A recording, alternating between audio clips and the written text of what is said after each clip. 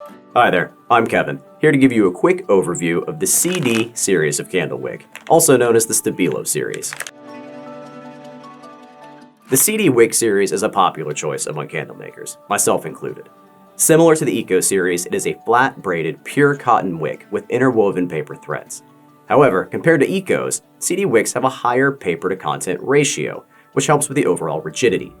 The flat braided construction naturally helps the wick to curl while burning, producing an even, consistent burn. The CD series also offers a wider range of sizes than the Eco series and also comes pre-tabbed, meaning that there's a metal wick tab already secured to one end of the wick for easy placement in your containers with a wick sticker. As with all of our pre-tabbed wicks, CD wicks have a natural wax coating that helps the wick to stay straight while pouring and burning candles. The CD series works very well with softer, more viscous natural candle waxes with high fragrance loads. In our testing, we have found these to be very compatible with AAK golden waxes like 464 and 444, as well as natural paraffin wax blends. One important thing to keep in mind though is that CD series does tend to mushroom more or develop carbon buildup than other wicks, even when using the proper wick size.